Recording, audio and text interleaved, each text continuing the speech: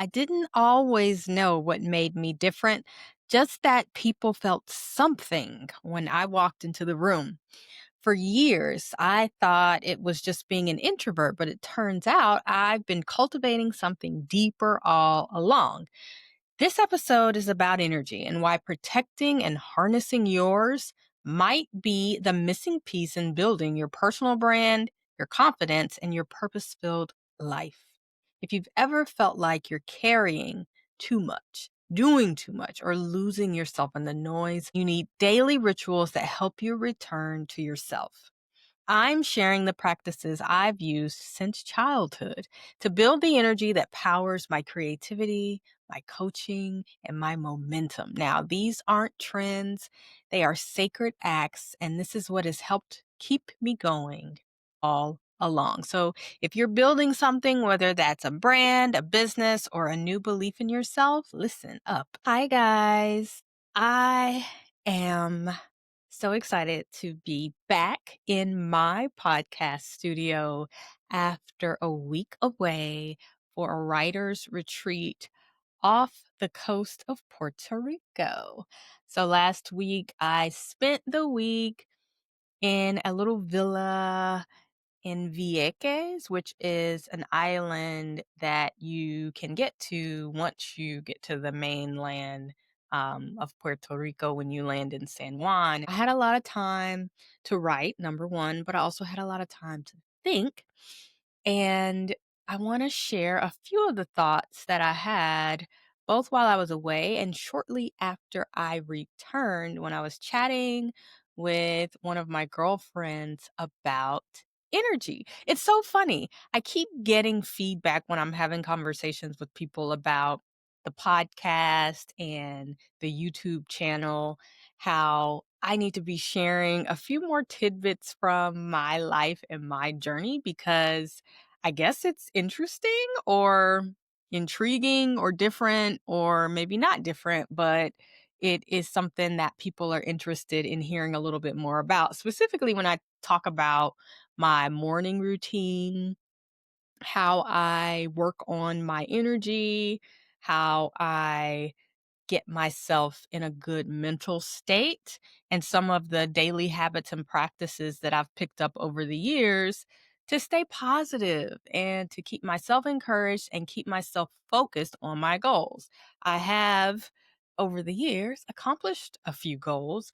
And I think one of the things that I'm good at is getting things done regardless of whether or not I still feel like doing it or I've gotten tired or uninspired. Like I still produce, and perhaps that's because in part my human design, I'm a generator, so we're producers, but also I do a lot of work on myself, and sometimes I have chalked that up to introversion. I spend a lot of time in my head and my thoughts, but as I'm reflecting more and thinking more about it, it really has to do with some of the practices that I have been unwittingly doing since I was a kid. So let me back up a little bit. So, have you ever heard someone say to you, or maybe you've thought this and said to someone else, you have really strong energy? Or you have really good energy, but specifically strong energy. Like it's noticeable when you make your way into a space. Your energy has the power to transform the experience of the space, even if you're not talking, even if you're not coming in being loud and commanding your personality over the space as an extrovert, but even you just walking in and sitting down, people can feel your presence very strongly. I remember when I was in high school, I had a friend, we were really close and we talked a lot. I had entered this building and I had come in through the back doors, but it was like a big room, like an auditorium, and he was sitting all the way up front. And the doors opened and I stepped inside and they closed. And I just kind of was like, I'm in the very back. And I remember he swiveled around and looked at me. And I was just like, and so later I asked him, hey, when I came in, the room was full of people. This is an auditorium. And you turn around and you looked straight at me. Why? Why did you do that? And he said, I don't know. I just felt your presence when you came in the room. That's always kind of stuck with me. I've had other people tell me, even when I've left a space, my energy lingers. Like they can tell I've been there. And most recently, my kids will tell me that if they come up into my office space, the loft, so this is where I record, where I have my desk, and then I have like a living space, a living room space with like a couch and a TV. And then all the way down, I have a little playroom area for my daughter. But this is where my books are, my journals.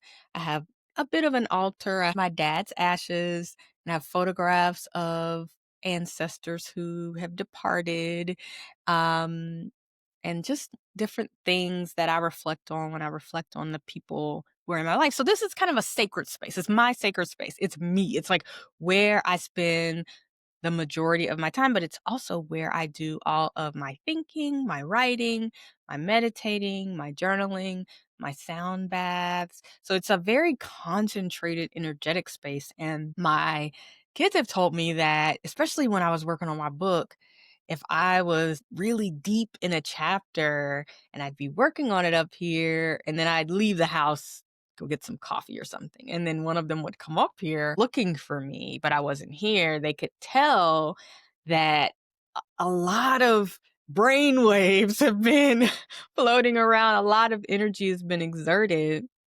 A lot has been going on up here. Like they can almost sense not my mood, but the level of activity, creative activity that has occurred from the energy that I guess I've been emitting. And so I've been paying attention to both what I've heard, or you know how you reflect back on things you've heard over your life when you start hearing them again in new contexts as an adult. And so that whole, I felt your energy when you left the room, and then later you have a really strong energy. It lingers even when you're not here. And then now my kids who are able to reflect that back to me made me think of when I first started doing coaching work. And I offered these 90-minute sessions, and my preference was to do them in person if people were local to DC. And I remember people would come to my office. I had this small office that I shared in Bethesda, Maryland. And when I would do a session, I would always bring the people back to the office. And, we had a table where we would sit at together across from one another, but I would always close the door. I don't know why. And even now, I'm never in a room, especially if I'm working. If the room has a door, I always close the door. And something about keeping my energy contained is it's just an instinct. Like I feel like when you open the door, it gets diluted.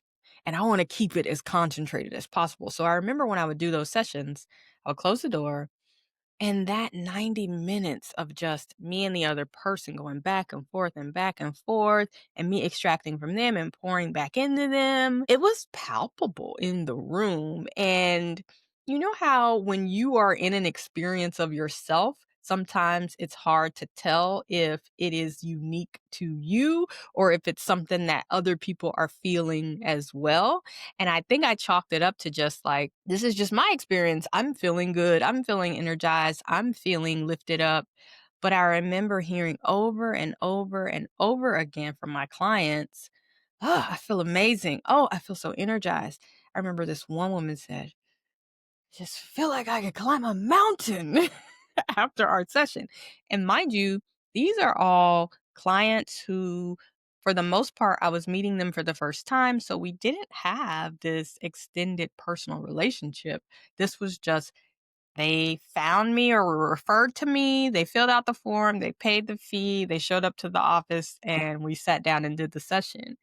But there's something going on with energy and with me and with exchanging energy or transferring positive energy, especially transferring the energy of self-belief.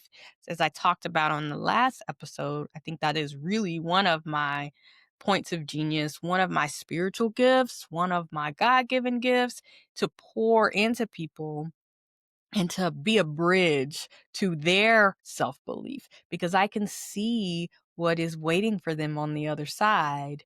And I love to speak life into their possibility because it's hard to sense it and feel it and believe it when you're in the day to day of your life.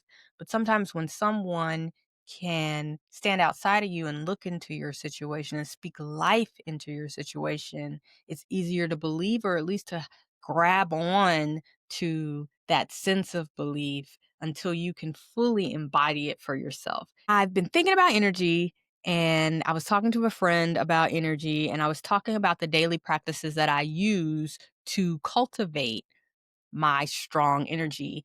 And over the years, I didn't even know that that's really what I was doing. And honestly, I'm not doing it intentionally. That is not the goal of my daily practices. I do what I do because I need it to feel sane, but this great added benefit is having energy that I can then pour into other people. But it also creates creativity, clarity, and all the things. And I'm going to share with you my morning practices for energy management and cultivation in a bit, but I want to read something that I found as I was doing some research on energy. I literally Googled, what does it mean when someone says you have strong energy, or what does it mean to have strong energy? And I found this article about Chinese, ancient Chinese healing arts, and they were talking about the three treasures of Jing, Qi, and Shen. And apparently, Shen is the energy that I'm talking about. And I'm going to read this description that I found online for you. Shin is the energy of our mental, creative, and spiritual existence. It is responsible for all mental activities, thinking, cognition, all thought processes that have to do with logic, intelligence, memory, and ingenuity. Like the Jing and Qi, I think I'm saying that right. It's QI, so it's either Qi or Qi. I think it's Qi. But like the Jing and Qi, the Shin has two aspects. The eternal, primordial aspect, shift of the Tao, is the original source of all consciousness. It is eternal, indestructible, and immortal. However, soon after we come into the world, our social conditioning and the constant desires and distractions that life brings make it inactive.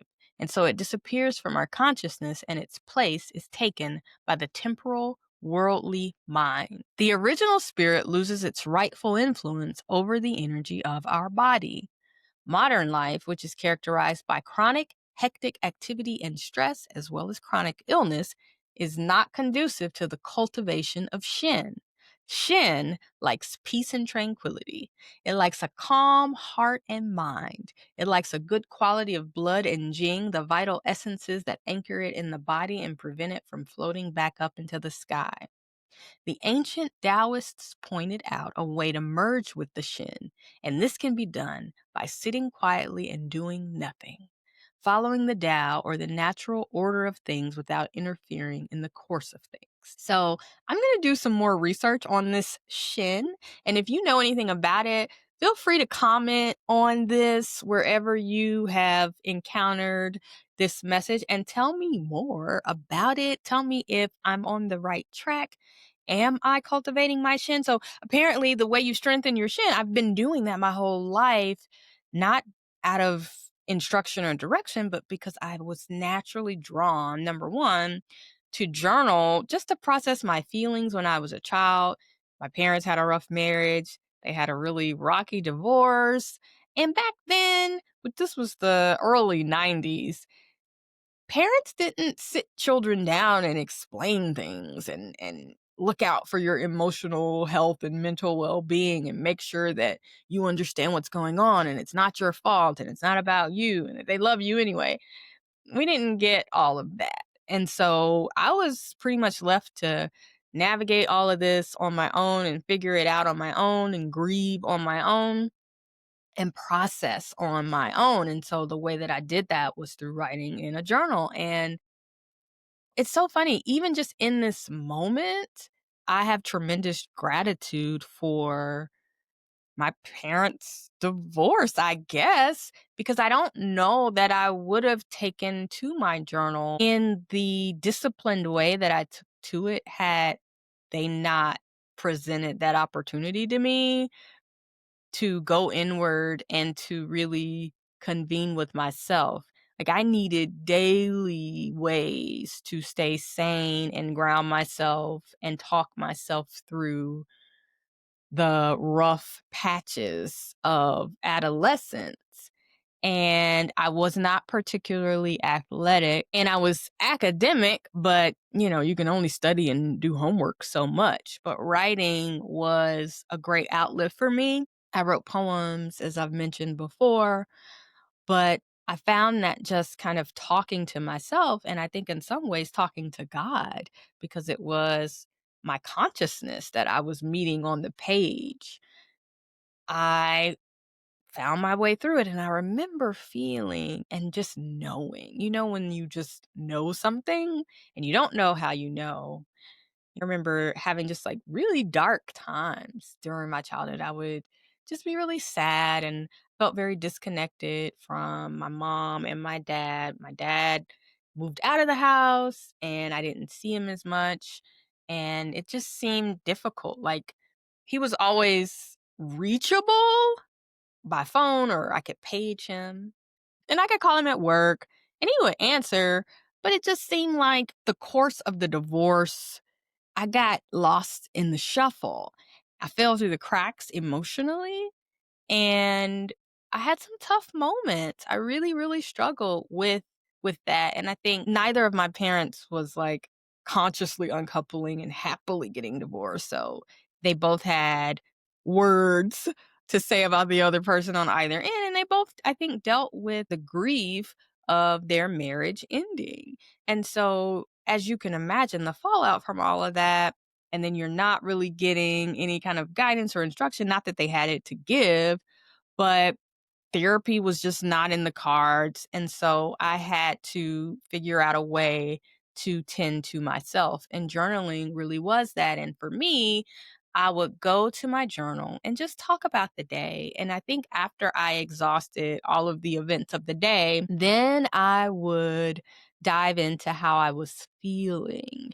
And I started to process. And it was fascinating because if you write long enough, you talk about what happened today, and then how do I feel about it today? And then what are my issues about that? What are my questions about that?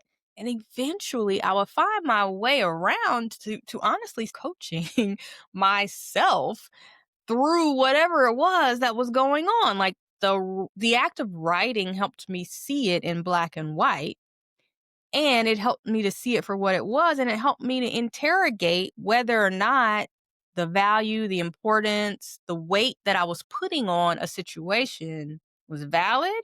And did I have an opportunity to change course or make a different decision? And so, again, this is all in hindsight. I did not know that I was doing all of this at the time, but especially now, having studied and gone through coaching certifications and read so much self-help and studied spirituality and all the things, I'm starting to see the things that I did instinctively to support myself and to support my mental well-being as a kid without even knowing it. So, I've been putting all of that together, like this idea of a lifelong practice of stillness, which journaling initially was my primary stillness practice. And I've done that since childhood. And I carried it with me to college and post college. And I mean, I have literal volumes of journals. Very particular about them. And I love to reflect back on them, especially on my birthday. I look over the previous year just to make notes on what went well, what didn't, what I want to change, what I want to double down on, and all the things. So I've been thinking about this concept of having strong energy, my vibes, as my kids will say, and then the daily stillness practices that I truly feel are charging that energy that then I'm able to pour into other people, like the coaching clients who told me, I feel like I can climb a mountain. And hopefully also this podcast and these videos. And wherever you're receiving this message, I hope that you feel the benefit, the energy, the energetic exchange from my daily pouring into myself, getting still with myself, and committing to a stillness practice. So, what I have for you today is I want to share the evolution of my morning stillness practice over time to give you some ideas that maybe you can integrate into your own morning routine, your own daily life, and just to really encourage you because I find myself recommending to my coaching clients, to my friends, to anyone who will listen, pretty much whenever I'm having a conversation about getting clear, finding clarity, finding purpose, reconnecting with yourself, your passion, understanding what your next step is going to be, where you need to pivot, what path you should follow. I'm always recommending that they invest daily in stillness because, as I write in the Rest Revolution, especially for high achievers, we have cultivated this muscle memory to overwork, to go, go, go, to produce, produce, produce, and to overwork at all costs. And what is required in this moment for so many of us, especially if you are in a midlife season and you're reclaiming yourself, you're finding yourself in a pivot, you need to do something differently to either make money or to preserve your health or to reclaim your mental well-being, your vitality, your joy, your zest for life. One of the best ways to go about doing that is to have a daily stillness practice that you grow over time. And by grow, I mean it might start with 5 minutes, it might evolve to 10, it might be journaling one page, and then eventually 3, it might be a 5-minute sound bath that you work your way up to 30 minutes, or 3 minutes of breath work, or 3 minutes of meditation, and then you work your way up to 10 minutes of stillness. What you will find when you invest in this daily stillness, especially if you grow it, you will experience increased clarity, decisions become easier to make, creative ideas come to you faster.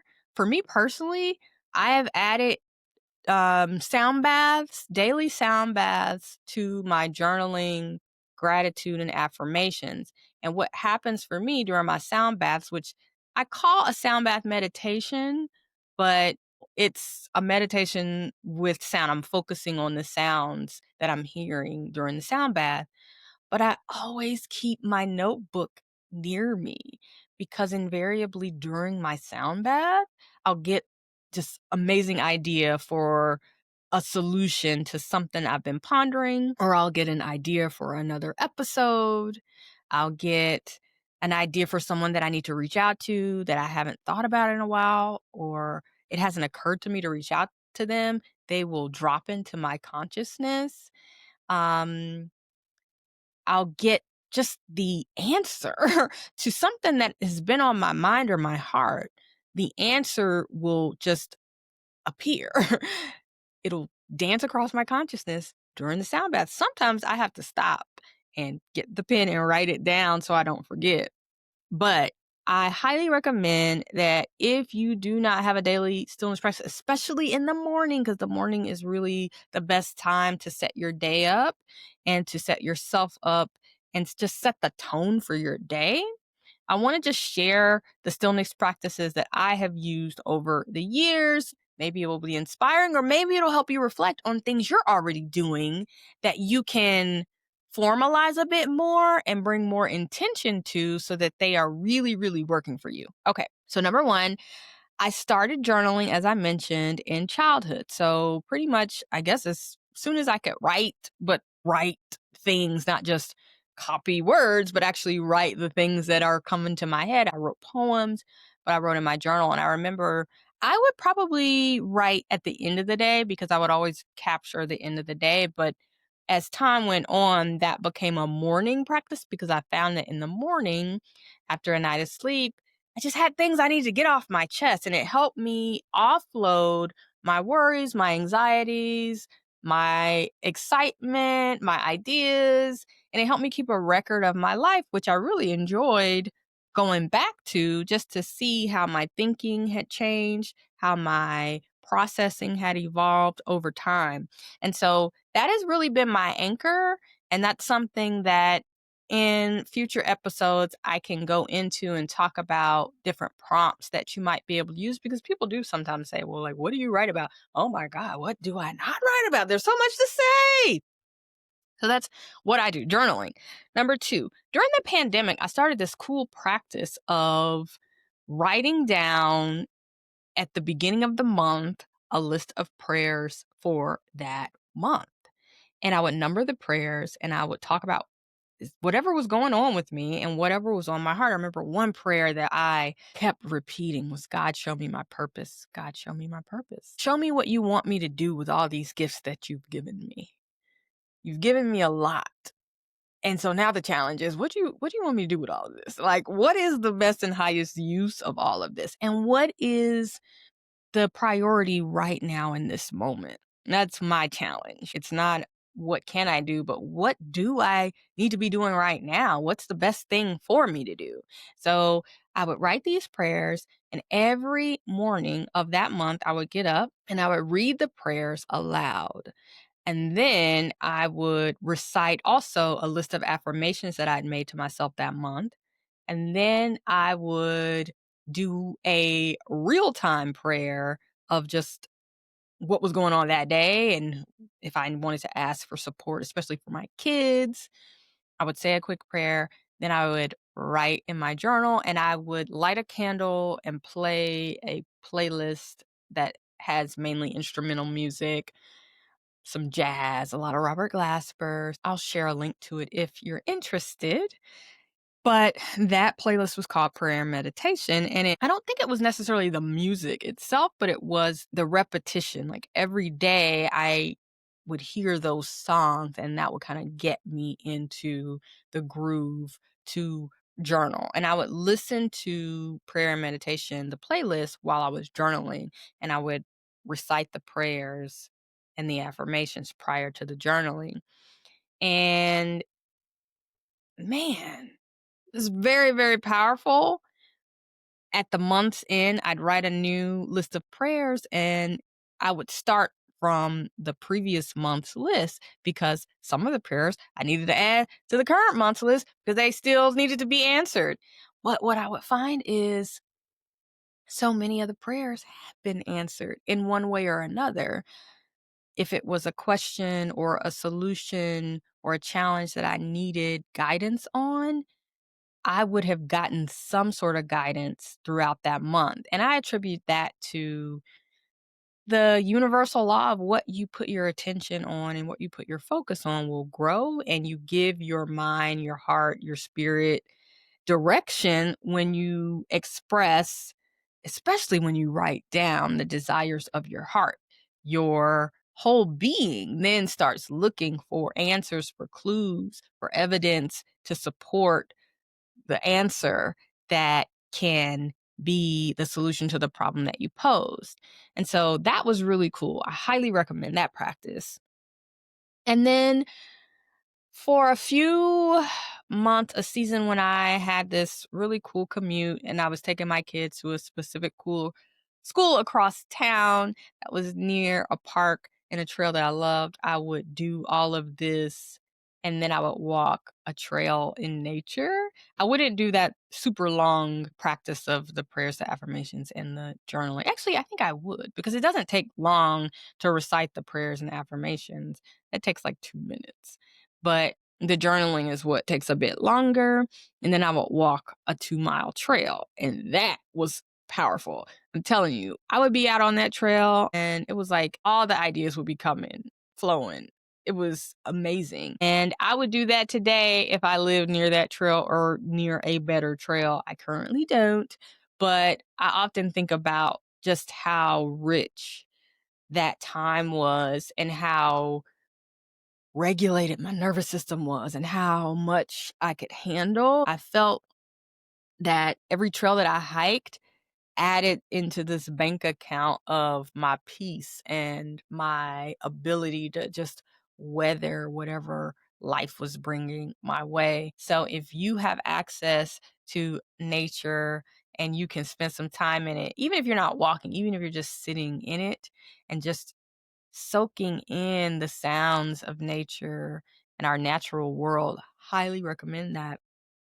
And most recently, I have added daily sound baths, which I will be talking a lot more about that soon because I'm actually going to learn how to conduct sound baths from one of my favorite sound healers this coming week. I'm so excited about this.